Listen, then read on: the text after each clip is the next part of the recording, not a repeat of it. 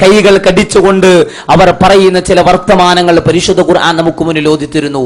പരിശുദ്ധ ഖുർആനിൽ നമുക്ക് കാണാം, വയൗമ യഅല്ലു ളാലിമു അലാ യദൈഹി യഖൂലു യാ ലൈതനി ഇത്തഖദതു മഅ റസൂലി സബീല യാ വൈലതാ ലൈതനി ലം അത്തഖിദ് ഫുലാനൻ ഖലീലാ ലഖദ് അദല്ലനി അനി ദിക്രി ബഅദ ഇദ് ജാഅനി വകാന ശൈത്വാനു ലിൽ ഇൻസാനി ഖദൂലാ.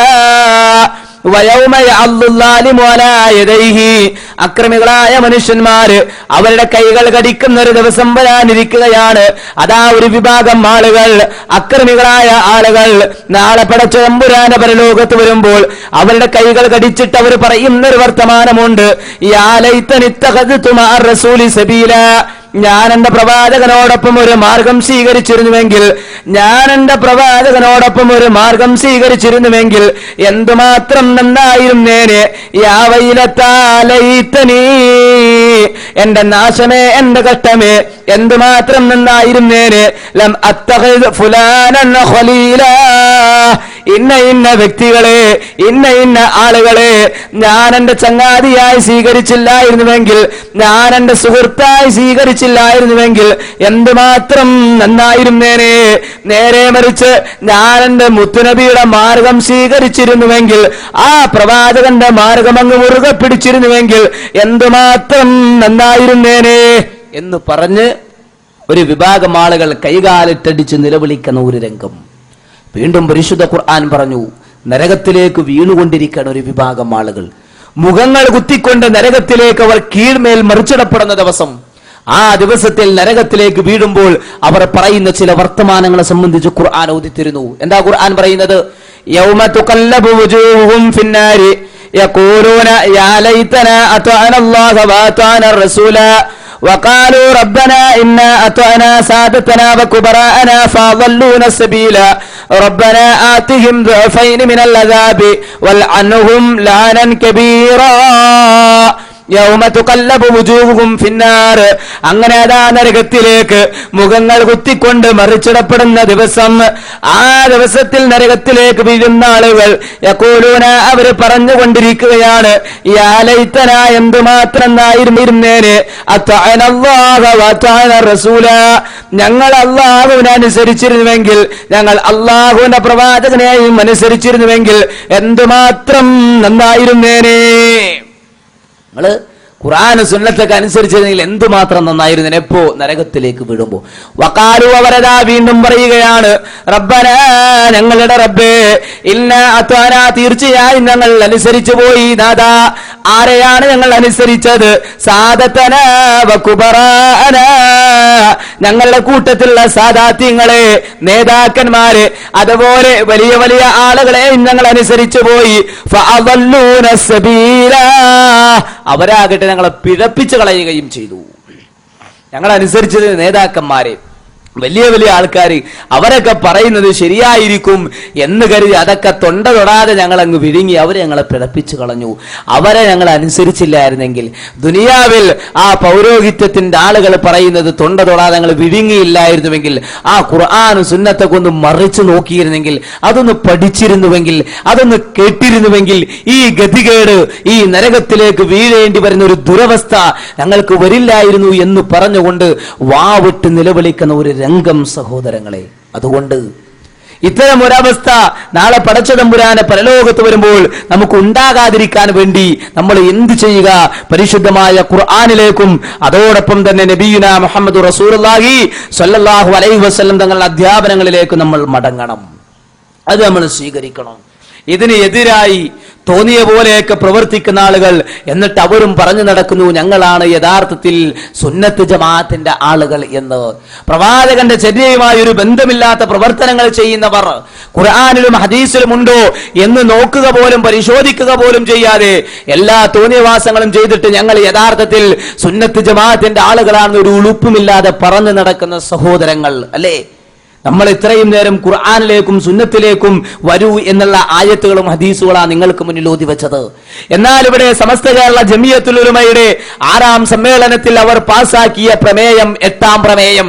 ഈ പ്രമേയത്തിൽ അവർ വിശദീകരിക്കുന്നുണ്ട് ആരൊക്കെയാണ് യഥാർത്ഥത്തിൽ അഹ്ലു സുന്നത്തി വൽ ജമാഅത്തിന്റെ ആളുകളെന്നും ആരൊക്കെയാണ് സുന്നത്ത് ജമാഅത്തിൽ നിന്ന് പുറത്തുപോയ ആളുകളെന്നും ഈ പ്രമേയത്തിൽ അവർ വിശദീകരിക്കുന്നു. പ്രമേയം 8 എന്ന് പറഞ്ഞുകൊണ്ട് എന്താ വിശദീകരിക്കുന്നത്? ഒരാൾക്ക് സുന്നത്ത് ജമാഅത്തിൽ മെമ്പർഷിപ്പ് കിട്ടണമെങ്കിൽ എന്ത് ചെയ്യണമെന്ന് ഇവിടെ വിശദീകരിക്കുന്നു. എന്തൊക്കെയാണ് നോക്കിക്കോളി നിങ്ങൾ. കേരളത്തിലെ മുസ്ലിങ്ങളിൽ അനേക കൊല്ലമായിട്ട് നിരാക്ഷേപമായി നടന്നു വന്നതും ഇപ്പോഴും നടത്തുന്നതുമായ താഴെ വിവരിക്കുന്ന കാര്യങ്ങൾ അഹ്ലു സുന്നത്തി വൽ ജമാഅത്തിന്റെ ഉലമാക്കളാൽ മതാനുസാരങ്ങളാണെന്ന് സ്ഥിരപ്പെട്ടവയാണെന്നും അവ മതവിരുദ്ധമാണെന്നോ അഥവാ ശിർക്കാണെന്നോ പറയുന്നവർ സുന്നികളല്ലെന്നും അവർ ഇമാമിനും ഖത്തീബ് സ്ഥാനത്തിനും ഖാദി സ്ഥാനത്തിനും കൊള്ളരുതാത്തവരാണെന്നും ഈ യോഗം ഇതാ തീരുമാനിക്കുന്നു. അപ്പൊ എന്താ പറഞ്ഞ ഖുർആനിലും സുന്നത്തിലുള്ള കാര്യങ്ങൾ എന്നല്ല, പിന്നെയോ കേരളത്തിലെ മുസ്ലിങ്ങൾ അനേക കൊല്ലമായി ചെയ്തു വരുന്ന കാര്യങ്ങൾ അതത്രേ എന്ത് സുന്നത്ത് ജമാഅത്തിന്റെ ആദർശം. ഒരു കാര്യം ദീനിലെ തെളിവാവണി കേരളത്തിലെ ആളുകൾ എത്ര കൊല്ലം ചെയ്തു നോക്കിയിട്ടാ ആണോ സഹോദരങ്ങളെ? കേരളത്തിലെ ജനങ്ങൾ എത്ര കൊല്ലമായി ചെയ്തു വരുന്ന കൊല്ലത്തിന്റെ കണക്ക് നോക്കിയിട്ട് ഭൂരിഭാഗം നോക്കിയിട്ടാണോ ദീൻ തീരുമാനിക്കേണ്ടത്? ഖുർആനും സുന്നത്തും എന്ത് പറയുന്നു എന്ന് പരിശോധിച്ചിട്ട് അതിൽ നിന്നാണ് ദീൻ പഠിക്കേണ്ടത്. പക്ഷേ ഇവിടെയുള്ള ആളുകൾ സുന്നത്ത് ജമാഅത്തിനെ സംബന്ധിച്ച് അവർ വിശദീകരിച്ചപ്പോൾ, പ്രമേയം പാസാക്കിയപ്പോൾ അവർ പറഞ്ഞത് കേരളത്തിലെ മുസ്ലിങ്ങൾ അനേക കൊല്ലമായി ചെയ്തു വരുന്ന കാര്യങ്ങൾ ഇപ്പോഴും അവർ ചെയ്തുകൊണ്ടിരിക്കുന്നത് അവര് സുന്നത്തി വൽ ജമാഅത്തിന്റെ ഉലമാക്കളാൽ അത് മത നിയമങ്ങളാണെന്ന് സ്ഥിരപ്പെട്ടിരിക്കുന്നു. അത് അംഗീകരിക്കണം. കേരളത്തിലും ആളുകൾ ചെയ്യുന്നതൊക്കെ ദീനാന്ന് അംഗീകരിക്കണം. അത് അംഗീകരിച്ചില്ലെങ്കിലോ അത് മതവിരുദ്ധമാണെന്ന് തെറ്റാണെന്ന് പറയുന്നവർ സുന്നികളല്ല, അവരെ ഇമാമിക്കാൻ കൊള്ളില്ല, ഖാദി സ്ഥാനത്തിന് പറ്റില്ല, അതുപോലെ മിമ്പറിൽ കയറ്റി നിർത്താനും കൊള്ളില്ല. അതൊക്കെ അംഗീകരിച്ചോളാം, എങ്കിലേ സുന്നത്ത് ജമാഅത്തിൽ മെമ്പർഷിപ്പ് കിട്ടുള്ളൂ എന്നാ. എന്നിട്ട് വിശദീകരിക്കുകയാണ് സംഗതികൾ. ഒന്നാമതായിട്ട് സുന്നത്ത് ജമാഅത്തിൽ മെമ്പർഷിപ്പ് കിട്ടണമെങ്കിൽ നിങ്ങൾ അംഗീകരിക്കേണ്ട കാര്യങ്ങൾ എന്താണെന്നറിയോ? മരിച്ചുപോയ അംബിയ ഔലിയ സ്വാലിഹീൻ ഇവരുടെ ദാത്ത് കൊണ്ടും ജായ ഹക്ക് ബർക്കത്ത് ഇത്യാദി കൊണ്ടും തവസ്സുൽ അഥവാ ഇടനേട്ടം ചെയ്യലും അവരെ നേരിട്ട് വിളിക്കലും അവരെ വിളിച്ച് സഹായത്തിന് അപേക്ഷിക്കലും അവരുടെ ആധാര കൊണ്ട് ബർക്കത്ത് മതിക്കലും. എന്താ സഹോദരങ്ങളെ ഈ പറഞ്ഞത്? സുന്നത്ത് ജമാഅത്തിൽ മെമ്പർഷിപ്പ് കിട്ടണമെങ്കിൽ മരിച്ചുപോയ അംബിയ ഔലിയ സ്വാലിഹീൻ ഇവരോട് തവസ്സുൽ നടത്തണം, ഇടനേട്ടം നടത്തണം. പോരാ, പിന്നെ എങ്ങനെയാണ്? അവരെ നേരിട്ട് വിളിച്ച് പ്രാർത്ഥിക്കണം. അവരെ നേർക്ക് നേരെ വിളിച്ച് പ്രാർത്ഥിച്ചുവെങ്കിൽ മാത്രമേ സുന്നത്ത് ജമാഅത്തിൽ മെമ്പർഷിപ്പ് കിട്ടുകയുള്ളൂ.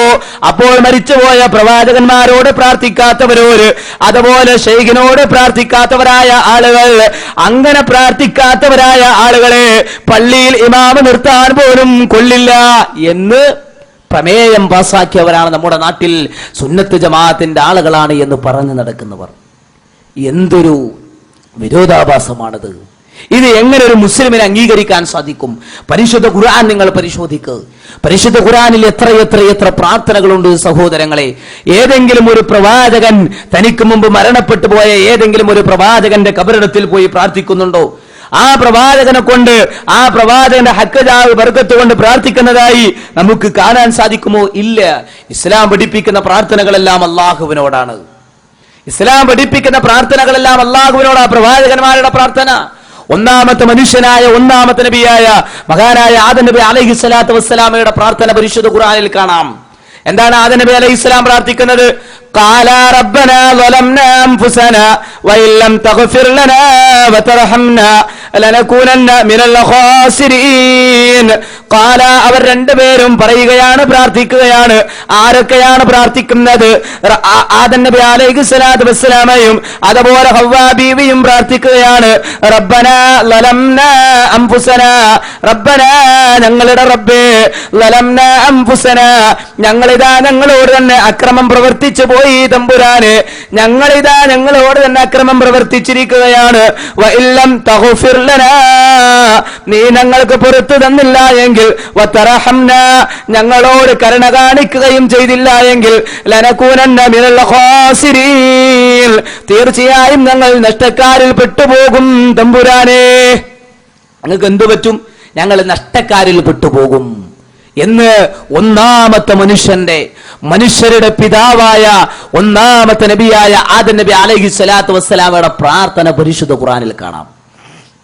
നീ വീണ്ടും നിങ്ങൾ പരിശോധിക്കോ. മഹാനായ നൂഹ് നബി അലൈഹി സ്വലാത്തു വസ്സലാം 950 വർഷക്കാലം ജനങ്ങൾക്കിടയിൽ ഓടി നടന്നുകൊണ്ട് അല്ലാഹുവിനെ മാത്രം ആരാധിക്കണമെന്ന് 950 വർഷക്കാലം ജനങ്ങളുടെ മുന്നിൽ പ്രഖ്യാപിച്ച മഹാനായ നൂഹ് നബി അലൈഹി സ്വലാത്തു വസ്സലാം അദ്ദേഹത്തിന്റെ പ്രാർത്ഥന സൂറത്ത് നൂഹിന്റെ അവസാനത്തെ ആയത്തിൽ കാണാം. റബ്ബി ഗഫിർലി വലിവാലിദയ്യ വലിമൻ ദഖല ബൈതിയ മുഅ്മിനൻ വലിൽ മുഅ്മിനീന വൽ മുഅ്മിനാത്ത് വലാ തസിദിൽ ളാലിമീന ഇല്ലാ തബാറാ. റബ്ബി ഗഫിർലി, എന്റെ റബ്ബേ നീ എനിക്ക് പുറത്തു തരണേ. വലിവാലിദയ്യ, എന്റെ മാതാപിതാക്കൾക്കും നീ പുറത്തു കൊടുക്കണേ. വലിമൻ ദഖല ബൈതിയ മുഅ്മിനാ, എന്റെ വീട്ടിൽ വിശ്വാസിയായിക്കൊണ്ട് പ്രവേശിച്ചവനും നീ പുറത്തു കൊടുക്കണമേ. വലിൽ മുഅ്മിനീന വൽ മുഅ്മിനാത്ത്, അതുപോലെ തന്നെ സത്യവിശ്വാസികൾക്കും വിശ്വാസിനികൾക്കും നീ പുറത്തു കൊടുക്കണമേ. വലാ തസിദിൽ ളാലിമീന ഇല്ലാ തബാറാ, അക്രമികളായ ആളുകൾക്ക് നാശമല്ലാതെ മറ്റൊന്നും തന്നെ നീ വർദ്ധിപ്പിക്കല്ലേ തമ്പുരാനെ. സഹോദരങ്ങളെ, നമ്മൾ ചിന്തിക്കണം, ആലോചിക്കണം. ഇത് ആരുടെ പ്രാർത്ഥനയാണ്? മഹാനായ നൂഹ് നബി അലൈഹി സ്വലാത്തു വസ്സലാമയുടെ പ്രാർത്ഥനയാണ്. എന്നാൽ നൂഹ് നബി അലൈഹി സ്വലാത്തു വസ്സലാം ഈ പ്രാർത്ഥന നടത്തിയത് ആദം നബി അലൈഹി സ്വലാത്തു വസ്സലാമയുടെ ഹഖ്ജായ ബർക്കത്ത് കൊണ്ടായിരുന്നില്ല, മഹാനായ ആദം നബിയെ കൊണ്ടുള്ള ഇടതേട്ടമായിരുന്നില്ല. നേരെ മറിച്ച് നേർക്ക് നേരെ റബ്ബി, എന്റെ റബ്ബേ എന്ന് പറഞ്ഞുകൊണ്ടാണ് നൂഹ് നബി അലൈഹി സ്വലാത്തു വസ്സലാം പ്രാർത്ഥിക്കുന്നത്. ആദം നബിയെ കൊണ്ട് ഇടതേട്ടം ചെയ്യുന്ന നൂഹ് നബിയുടെ പ്രാർത്ഥന ഖുർആനിലില്ല.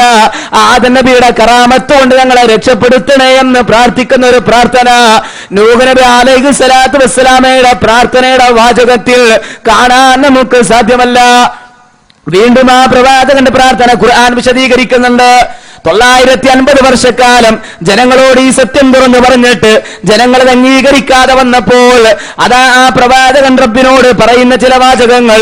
ഖാല റബ്ബി ഇന്ന ഖൗമി കദ്ദബൂൻ ഫഫ്തഹ് ബൈനി വബൈനഹും ഫതഹാ വനജ്ജിനി വമൻ മഅയ മിനൽ മുഅ്മിനീൻ. ഖാല, ആ പ്രവാചകൻ പറയുകയാണ്, റബ്ബി, എന്റെ റബ്ബേ, ഇന്ന ഖൗമി കദ്ദബൂൻ, തീർച്ചയായും ഇതാ എന്റെ ജനങ്ങൾ എന്നെ കളവാക്കുകയാണ്, നിഷേധിക്കുകയാണ്. അതിനാൽ ഫഫ്തഹ് ബൈനി വബൈനഹും ഫത്വാ, എനിക്കും അവർക്കും ഇടയിൽ നീ ഒരു തുറന്ന തീരുമാനമെടുക്കണേ തമ്പുരാനെ. വനജ്ജിനി വമൻ മഅയ മിനൽ മുഅ്മിനീൻ, എന്നെയും അതുപോലെ എന്നോടൊപ്പം വിശ്വസിച്ച വിശ്വാസികളെയും നീ രക്ഷപ്പെടുത്തണമേ എന്ന് നൂഹ് നബി അലൈഹി സ്വലാത്തു വസ്സലാം പ്രാർത്ഥിച്ചപ്പോൾ ആ പ്രാർത്ഥന തനിക്ക് മുമ്പ് മരണപ്പെട്ടു പോയ ഏതെങ്കിലും ഒരു മഹാന്റെ ഖബറിടത്തിൽ പോയി നടത്തിയ പ്രാർത്ഥനയായിരുന്നില്ല. നേരെ മറിച്ച് നേർക്ക് നേരെ തന്റെ റബ്ബിനോട് നടത്തിയ പ്രാർത്ഥനയായിട്ടാണ് പരിശുദ്ധ ഖുർആൻ നമുക്ക് മുന്നിൽ ഓതിത്തരുന്നതെങ്കിൽ വീണ്ടും പരിശുദ്ധ ഖുർആൻ വിശദീകരിക്കുകയാണ്. മഹാനായ അയ്യൂബ് നബി അലൈഹി സ്വലാത്തു വസ്സലാമയുടെ പ്രാർത്ഥന. അയ്യൂബിനെ നിങ്ങൾ ഓർക്കണം കേട്ടോ. ഇതിനാദാ റബ്ബഹു, അദ്ദേഹം തന്റെ റബ്ബിനെ വിളിച്ച് പ്രാർത്ഥിച്ച സന്ദർഭം. അന്നീ മസ്സനിയൽ ളുർറു, നാദാ എനിക്കിതാ ളുർറ് ബാധിച്ചിരിക്കുകയാണ്, കഷ്ടപ്പാട് ബാധിച്ചിരിക്കുകയാണ്. വ അൻത അർഹമുർ റഹീമീൻ, നീയാകട്ടെ കരുണ ചെയ്യുന്നവരിൽ വെച്ച് ഏറ്റവും കൂടുതൽ കരുണ ചെയ്യുന്നവനാണല്ലോ തമ്പുരാനെ. അതുകൊണ്ട് എന്നോട് നീ കരുണ കാണിക്കണമേ എന്ന് അയ്യൂബ് നബി അലൈഹി സ്വലാത്തു വസ്സലാം പ്രാർത്ഥിച്ചപ്പോൾ തനിക്ക് മുമ്പ് മരണപ്പെട്ടു പോയ ഏതെങ്കിലും ഒരു പ്രവാചകനെ കൊണ്ടുള്ള ഇടതേട്ടമായിരുന്നില്ല, ആ പ്രവാചകനെ വിളിച്ചുകൊണ്ടുള്ള പ്രാർത്ഥനയായിരുന്നില്ല. നേരെ മറിച്ച് അല്ലാഹുവിനോടുള്ള പ്രാർത്ഥനയായിരുന്നുവെങ്കിൽ വീണ്ടും ഖുർആൻ വിശദീകരിക്കുകയാണ്. യൂനുസ് നബി അലൈഹി സ്വലാത്തു വസ്സലാമയുടെ പ്രാർത്ഥന. വദന്നൂനി, ദുന്നൂനെ നിങ്ങൾ ഓർക്കണം. ദുന്നൂൻ എന്ന് പറഞ്ഞാൽ മഹാനായ യൂനുസ് നബി അലൈഹി സ്വലാത്തു വസ്സലാമയാണ് ഉദ്ദേശിക്കുന്നത്. എന്താണ് ആ പ്രവാചകൻ അങ്ങനെ അറിയപ്പെടാനുള്ള കാരണം? ദുന്നൂൻ എന്ന് പറഞ്ഞാൽ മത്സ്യക്കാരൻ എന്നാണ്, മത്സ്യത്തിന്റെ ആളെന്നാണ്. അഥവാ നമുക്കറിയാവുന്ന ചരിത്രമാണ്.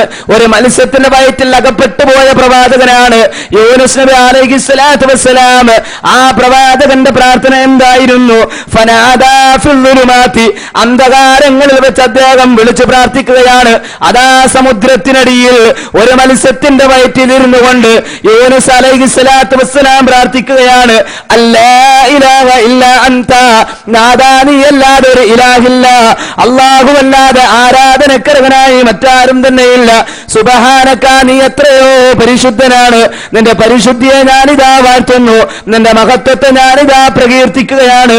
ഇന്നി കുന്തു മിനൽ ളാലിമീൻ, തീർച്ചയായും